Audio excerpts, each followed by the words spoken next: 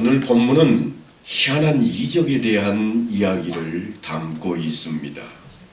바울의 몸에서 손수건이나 앞치마를 가져다가 병든 사람에게 얹기만 해도 병이 나았고 악기도 쫓겨나가는 그러한 내용이 기록되어 있습니다.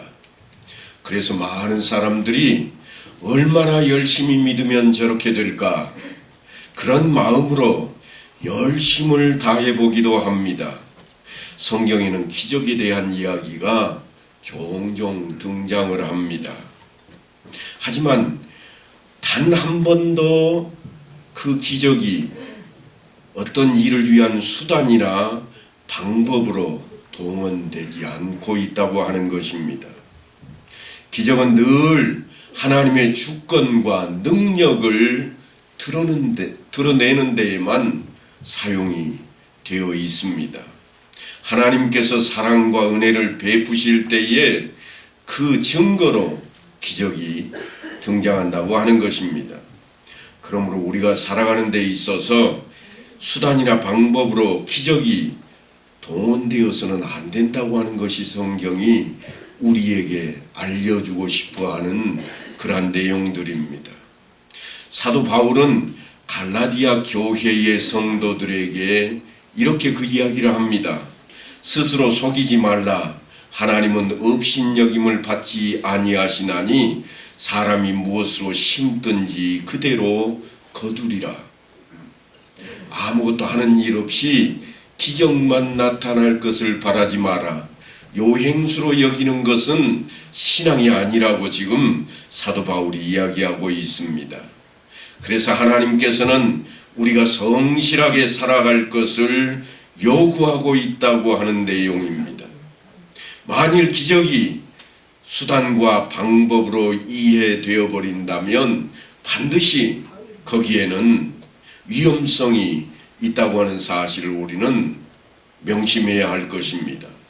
바울의 몸에서 손수건이나 앞치마를 가져다가 병자에게 얹기만 해도 희한한 결과가 초래되자 그 방법을 써서 자기가 원하고 바라는 어떤 일을 하려고 하는 그런 사람들이 나타나기 시작했습니다.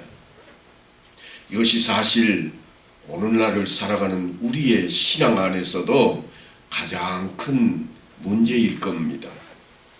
우리는 사람이 사는 제일 되는 목적이 무엇인가 하고 물으면 누구라도 하나님을 영화롭게 하는 것과 또한 그를 영원토록 즐거워하는 것이라고 입버릇처럼 우리는 대답을 할 수 있는 교육이 다 되어 있습니다.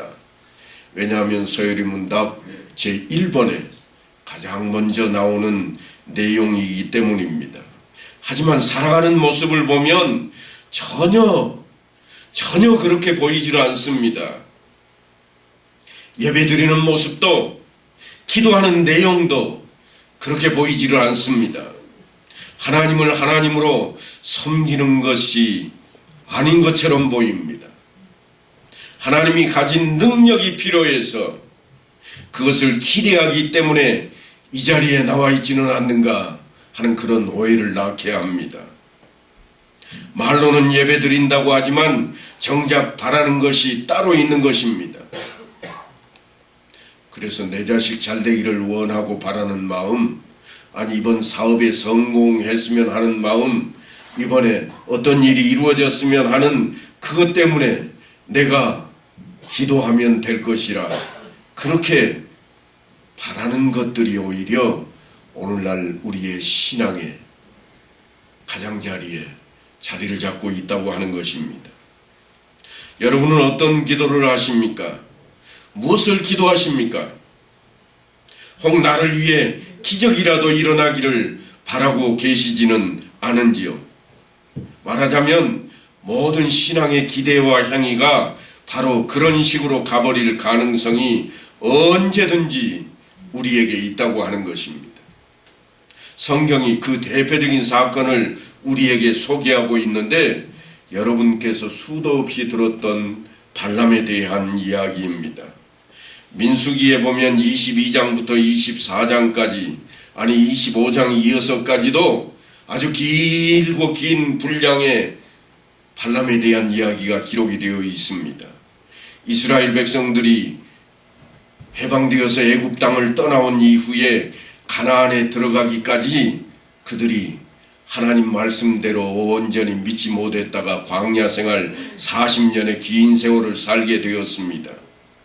그래서 그들이 길을 가는 동안 그들을 가로막는 나라들과 민족들과 전쟁을 하게 되는데, 그 대표적인 전쟁이 바산 왕 옥과 그리고 아모리 왕 시온을 멸망시켰던 사건입니다. 세상에서 제일 강대하고 힘이 센 나라로 민족이라고 했던 그들을 순식간에 무찔러버리고 이스라엘 백성들이 진노를 행하고 있습니다. 그것을 바라보던 모압 왕 발락이 벌벌 떨기 시작합니다. 그래서 어떻게 하면 저 이스라엘 민족을 저지시켜 버릴 수 있을까? 그냥 놔두면 보나마나 우리 민족도 죽을 지경에 빠지게 되었는데 어떻게 하면 될까? 도저히 힘으로는 안 되겠고, 그래서 묘책을 하나 찾아냅니다. 그것이 뭔가 하면 아주 유명한 선지자요, 우리가 흔히 말하는 무당이라고 할 수 있는 발람을 불러들여서 저 민족을 저주해 버려야 되겠다. 그래서 발람에게 소식을 전합니다. 이 일만 잘해주면 내가 어마어마한 상금을 너에게 주리라. 발람이 그 말이 솔깃해서 하나님, 제가 가도 될까요? 아니, 안 돼. 하나님께서 가지 말라 그랬음에도 불구하고 그는 돈에 눈이 어두워서 가고 싶은 마음을 놓지를 못합니다. 그래서 하나님께서 가도 좋다고 허락을 하시되 내가 이르는 말만 너는 하고 나머지는 입을 다물라 그랬습니다. 그래서 그가 정말 기쁜 마음으로 상금이 탐이 나서 그곳을 향해 나아갑니다. 그가 이제 모압 왕 발락 앞에 가서 상금이 눈이 어두워 자기의 할 일을 찾고자 할 때에 발락 왕이 발람이 온 것을 기뻐하며 자기가 원하는 대로 이스라엘 민족을 저주해 줄 것을 요구합니다. 그래서 발락이 이쪽에도 한번 세우고 또 저쪽에도 한번 세워서 저주하라 그랬는데, 서는 곳마다 발람이 하는 행동을 보니까 이스라엘 민족을 축복해 버립니다. 왠가 하면 하나님께서 그렇게 하기를 요구했기 때문입니다. 결국은 실패해버리고 말았습니다. 그래서 끝나는 줄 알았습니다. 결국은 발람이 하나님의 요구를 듣고 따른 줄 알았는데, 민수기 25장에 가면 아주 색다른 내용의 이야기가 등장을 합니다. 이스라엘이 시딤에 머물러 있더니 그 백성이 모압 여자들과 음행하기를 시작하니라. 그 여자들이 자기 신들에게 제사할 때에 이스라엘 백성을 청하매 백성이 먹고 그들의 신들에게 절함으로 이스라엘이 바알부올에게 가담한지라. 여호와께서 이스라엘에게 진노하시니라. 모압 여성들과 관계하고 그 여인들이 섬기던 우상에게 가서 이스라엘 남자들이 절하기 시작했습니다. 여기만 봐서는 사실 정확한 내용을 우리가 알기 쉽지 않습니다. 그래서 요한계시록에 나와 있는 이야기를 좀 읽어봐야 됩니다. 요한계시록 2장 14절입니다. 우리 한번 다 같이 읽어보십시다. 시작. 그러나 내게 두어 가지 책망할 것이 있나니 거기 내게 발람의 교훈을 지키는 자들이 있도다. 발람이 발락을 가르쳐 이스라엘 자손 앞에 걸림돌을 놓아 우상의 재물을 먹게 하였고 또 행음하게 하였느니라. 아멘. 그러니까 그냥 이 모압 사람들이, 모압의 여인들이 그렇게 행음을 하고 이스라엘 남자들을 꼬드겨서 우상 앞에 절하게 한 게 아닙니다. 누구께서 나온 건가 하면 발람에게 그 꾀를 통해서 발락이 받아들였던 것입니다. 하나님께서 저주를 하지 못하게 하니까 발람은 저주하지 않고 다 끝나버린 줄 알았습니다. 하나님께서 시키는 대로 축복의 예언만 했습니다. 하지만 그는 결코 하나님의 편이 아닙니다. 발람은 하나님의 편이 아니었습니다. 상금 편이었습니다. 돈 편이었습니다. 돈 되는 일이라면 어떻게 해서든지 기회를 마련하고자 했습니다. 발람 편도 아니고 하나님 편도 아니고 돈을 위해서라면 그는 무슨 짓이든지 할 수 있는 그런 사람이었습니다. 그래서 하나님 때문에 저주를 하지는 못했지만 이스라엘 백성을 넘어뜨려야 발락에게서 상금을 받을 수 있기 때문에 자기가 꾀를 내서 이스라엘 백성을 넘어뜨릴 계책을 세우게 된 것입니다. 그것은 이스라엘로 하나님께서 싫어하시는 죄를 짓게 만드는 것이었습니다. 그래서 모압의 여인들을 마치 마타하리처럼 중요한 국가 존립의 사명을 띠고 이스라엘 백성에게 들어가서 관계를 하게 하고 그들의 신앙을 회방하고 모압에게 있는 그 우상을 이스라엘로 섬기게 만들어 버렸습니다. 이스라엘 백성 가운데 많은 사람들이 그 일로 인해서 하나님의 진노를 받게 되었습니다. 하나님께서 진노하사 연병이 그 자리에 돌게 했습니다. 그래서 그 연병으로 죽은 자들이 24,000명이나 되었습니다. 바로 발람이 그런 사람이었습니다. 그는 하나님을 잘 아는 사람이요, 하나님의 말씀을 따랐던 인물입니다. 여러분은 어떠신가요? 발람은 하나님이 누구신지를 잘 알고 있습니다. 하나님께서 복을 주시면 복을 받고 하나님께서 복을 주시지 아니하고 저주하시면 복을 받을 수 없고 또한 그 일로 인해서 그들이 벌을 받게 된다고 하는 사실도 잘 알고 있습니다.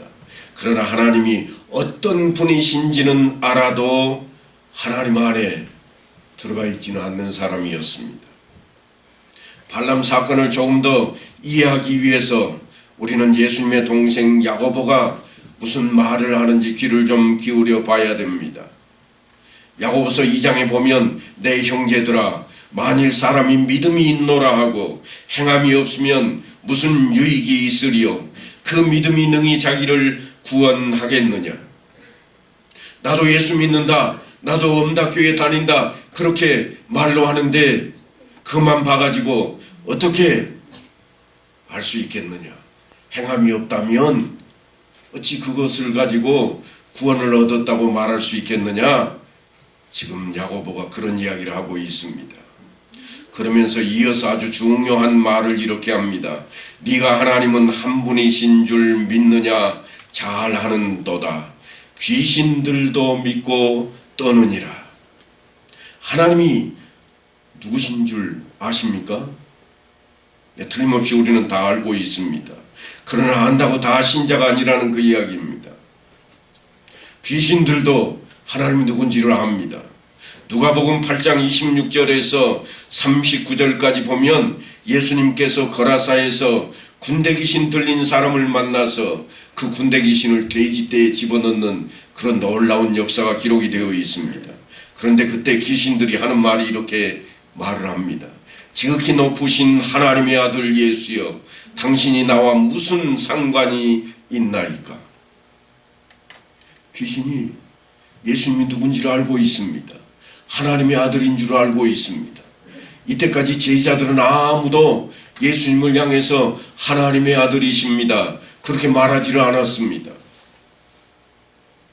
예수님을 따라다니는 제자들조차 그렇게 고백을 아직은 하지 않고 있는데 지금 귀신이 하나님의 아들인 줄 알고 있습니다.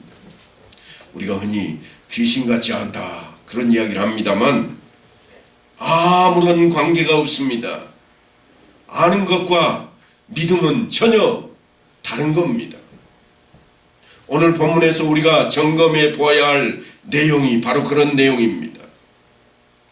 사랑하는 성도 여러분, 여러분께서는 어떤 신앙생활을 하고 계십니까? 하나님을 믿고 기도하십니까? 도대체 그것이 어떤 차원입니까? 50여 년 전에 우리는 한때 이런 기도를 했습니다. 예수를 믿는 사람이건 믿지 않는 사람이건 간에 누구나 다 기도하기를, 날마다 쌀밥 한 그릇에 고깃국 한 그릇만 먹을 수만 있다면 원도 없겠네, 소원이 더 이상 없겠노라고 그런 기도를 해왔습니다. 실제로 교회 안에 가난한 사람이 많았고 많은 사람들의 기도 소리가 뭐였는가 하면 우리도 잘 살게 해주시기를 원하나이다. 나라도 똑같았습니다. 나라도 우리나라가 잘 살았으면 좋겠다. 그래서 잘 살아보세, 노래까지 만들어서 모두가 다 잘 사는 것을 바라고 소망하게 했습니다. 그런 일만 일어난다면 내가 교회에 나가겠다고, 그렇지 않으면 손가락에 장을 지지겠다고 그렇게 혼장담했던 사람들도 많이 있었습니다. 그런데요, 그렇게 기도했던 사람들이 오늘날 이제는 더 이상 소원이 없을까요? 야곱이 요셉에게 한 축복의 마지막은 상당히 재미있는 모습이 담겨 있습니다.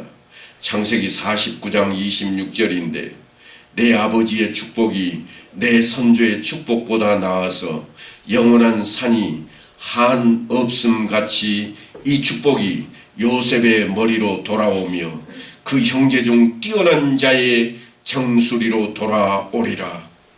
굉장히 단호합니다. 머리에 안수를 하며 축복 기도를 하는데 네 아버지의 축복이 우리 선조들의 축복보다 훨씬 더 뛰어나다, 그렇게 이야기하고 있습니다. 여기서 말하는 너는 요셉이요 그의 아버지는 야곱입니다. 야곱이 하는 축복의 내용입니다. 그런데 야곱이 자신의 축복이 선조인 아브라함보다, 이삭보다 훨씬 낫다, 내가 훨씬 낫다, 그렇게 지금 외치고 있습니다. 아브라함과 이삭과 야곱 가운데 누가 보아도 누가 신앙이 제일 좋은가요? 우리는 누구나 잘 알고 있습니다. 아브라함이 가장 대단합니다. 그래서 믿음의 조상이라 그렇게 부릅니다. 그런데 야곱이 뭐라고 그러는가 하면 자기의 축복이 아브라함 것보다 더 낫다, 그렇게 지금 외치고 있습니다. 야곱의 생애 가운데 큰 소리 칠 만한 것이 과연 무엇이 있을까요? 야곱이 뭘 잘한 게 있어서 지금 자신의 축복이 가장 크다고, 가장 강하다고 그렇게 외치고 있을까요? 그냥 우리가 생각해 보면 아무것도 없는 것 같습니다. 그는 사기꾼과 같은 사람입니다. 장자의 그 축복을 자기 형에게서 빼앗아서, 그 다음에는 도망자입니다. 죽을 것 같으니까 도망쳐서 외가로 향했습니다. 어디 그뿐입니까? 거기 가서 사는 내용들을 살펴보아도 그저 장인 거를 어떻게 해서든지 빼앗아가지고 부자가 돼서 돌아올 생각밖에 없습니다. 돌아오는 길에는요, 자기 형을 만나면 죽을 것 같으니까 그저 떼거리를 몇 개로 나누어 가지고 형 앞에 먼저 보이고, 만약에 그것을 쳐서 죽이거나 하면 자기는 도망쳐 버리려고 맨 뒤에 있던 그러한 참으로 나약한 존재였습니다. 그런데 그런 야곱에게서 왜 이런 이야기가 나올까요? 여기에는 좀 특별한 이유가 있습니다. 오늘날 우리가 축복하는 이야기를 복과 동일하게 여겨버려서 좀 혼동을 하기 쉽습니다만, 원래 축복이라고 하는 이 단어는 한자로 풀자면 빌축자의 복복자입니다. 복을 주는 게 아니라 복을 비는 겁니다. 그래서 나의 축복이 가장 크고 강하다, 이렇게 설명하는 이 이야기는 복을 빈다고 하는 이것이 내가 제일 강하다, 그런 뜻입니다. 내가 주겠다는 게 아니에요. 내가 복을 주겠다 그러면 자기가 가장 약할 겁니다. 그런데 나는 비는 것이라, 비는 것이라면 내가 최고다. 지금 야곱이 그 이야기를 하고 있습니다. 하나님 앞에 비는 것이라면 내가 내 아버지, 내 할아버지보다 훨씬 낫다. 자기가 복을 주는 것이 아니라 하나님께 비는 것이기에, 복을 빌려면 그 비는 사람이 가지는 근거가 무엇인가? 빌었던 내용을 보면, 비굴하게 엎드렸던 내용을 보면 야곱이 언제나 가장 센 사람입니다. 여러분, 저에게 누군가 와서 뭘 해달라고 할 때 누구의 말이면 제가 제일 꼼짝 못할까요? 한번 생각을 해보세요. 제가 누구 말이면 제일 꼼짝 못해요? 누구요? 손자요? 아니요. 손자 말보다 더 꼼짝 못하는 건 아내 말입니다. 사모님 말 한마디면 저는 절절맵니다. 그런데요, 꼼짝 못하는 사이인데도 제가 꼭 들어주는 사람이 있습니다. 누구겠습니까? 그게 손자예요. 손자한테는요, 꼼짝 못하는 사이는 아니에요. 제가 큰 소리 칠 수 있거든요. 그런데 다 들어줘야 됩니다. 안 들어줄 수가 없어요. 뭔들 못하겠습니까? 야곱의 이야기가 바로 그런 이야기입니다. 야곱이 왜 자신이 생겼는가 하면 그의 생애 속에서 그가 배운 것이 뭔가 하면 하나님께 비는 겁니다. 야복강에서도 빌어보았고 어느 곳에 있든지 그는 하나님께 비는 것이라면 누구보다도 자신이 있었습니다. 그래서 축복을 하면서 하는 이야기가 내 축복이 가장 강하다. 그러니까 하나님과 자기와의 관계는 자기의 실력이 있어서 맺어진 것이 아니라 오직 하나님의 은혜와 하나님의 자비와 하나님의 사랑으로 그렇게 맺어진 것을 그가 너무나 잘 알고 있습니다. 그것이 뭔가 하나님의 자녀입니다. 여러분은 여러분이 하나님의 자녀인 것을 믿으십니까? 그렇다면 야곱은 그의 생애 가운데 언제나 매맞을 짓만 했는데도 하나님이 그를 한 번도 놓아버린 적이 없다는 사실을 기억해야 됩니다. 한 번도 놓아버리지는 않았습니다. 자식이 말을 안 들으면 매를 들고 쫓아가서 집을 나가도 뭐라고 그래요? 밥은 어디 가서 먹으라고요? 집에 와서 먹으라. 잠은 어디서 자라고요? 집에 와서 자라. 혼내고 있고 곧 죽일 것처럼 쫓아다니고 매를 들고 있지만 실제로 바라는 속마음은 밥은 그래도 집에 와서 먹고 잠은 집에 와서 자는 것이 이게 정상이라. 하나님께서도 야곱을 한 번도 놓아보신 적이 없습니다. 그를 치시고 그로 하여금 엎드리게 하셨지만 한 번도 그를 놓아버린 적이 없다고 하는 것입니다. 항상 자기가 잘못할 때도 하나님은 자기 편이었다는 사실을 야곱이 알고 있는 겁니다.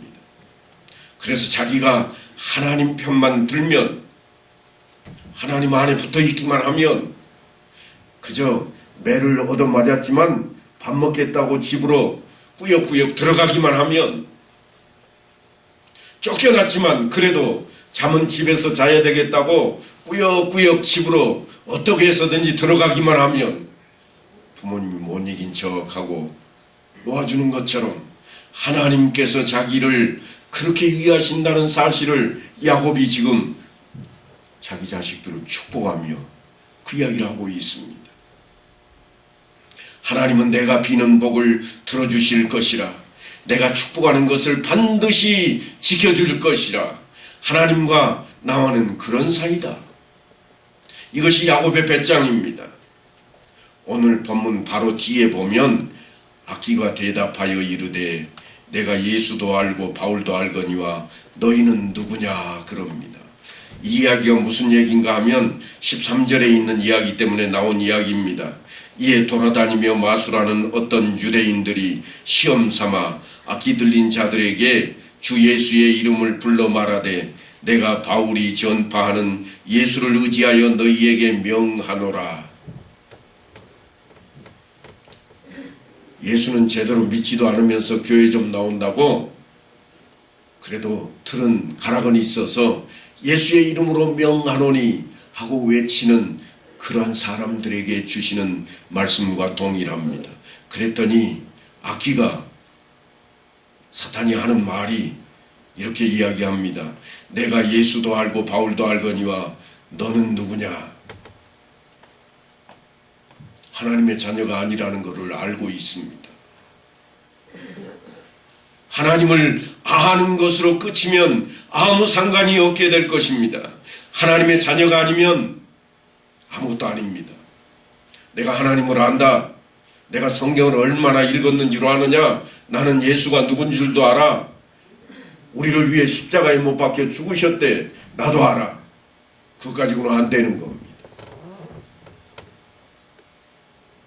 하나님의 자녀가 되지 않으면 아무 소용이 없습니다. 그래서 사도 바울이 이렇게 이야기합니다.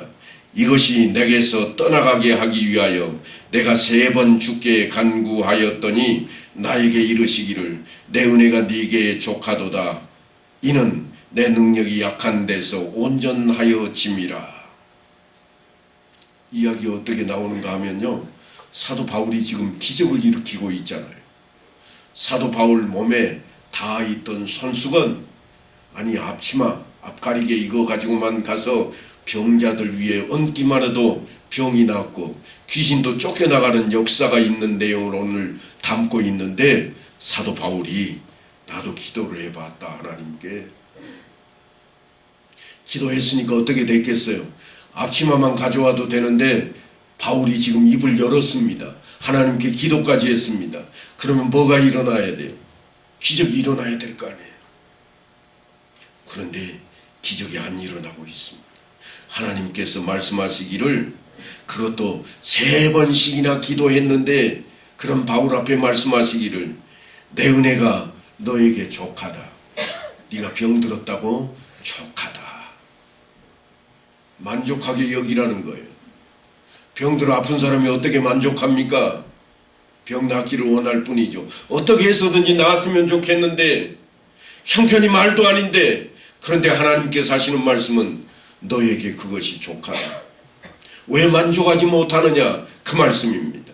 그러면서 하시는 말씀이 이는 이유가 있다는 거예요. 그 이유가 뭔가? 내 능력이 약한 데서 온전하여 짐이라. 네가 강할 수 없다. 너 기적으로 다 하는 것을 내가 원하지 않는다. 네가 없어야 내 능력이 힘을 내는 것이다. 네가 없는 것이 내 기적이라. 네가 못 사는 것이 내 기적이라. 네가 아픈 것이 내 기적이라. 네가 병이 낫지 않는 것이 내 기적이다. 하나님께서 지금 바울에게, 바울이 어떤 분입니까? 우리는 근접도 할 수 없는 그런 분인데 그분에게 지금 하시는 말씀입니다. 사도 바울은 자신의 육체의 가시가 없어지기를 위해 3번씩이나 간절하게 기도를 했습니다. 전도만 열심히 하신 분이 아닙니다. 기도도 능히 열심히 하셨던 분입니다. 그런데 그것이 무엇인지 속단할 수는 없지만 몸에 병이 있었던 것을 우리가 추론할 수 있는데 치명적인 약점이었을 것인데 오늘 본문에서 그저 그 손에 잠깐 쥐어졌던 손수건만 가지고 나가도 기적이 일어나는 판에 그가 바라는 것이 이루어지질 않고 있습니다. 오늘 성경은 분명히 이렇게 기록하고 있습니다. 심지어 사람들이 바울 몸에서 손수건이나 앞치마를 가져다가 병든 사람에게 얹으면 그 병이 떠나고 악기도 나가더라. 틀림없이 그랬습니다. 기적이 일어났습니다. 그런데 정작 바울 자신은 환자입니다. 설교도 하고 복음도 잘 전하고 있고 병자들도 그저 고쳐주고 있는데 그런데 여전히 자신은 환자입니다. 사람들이 얼마나 바울의 말을 반신반의하고 우습게 여겼을까요? 오늘날 목회자도 마찬가지입니다.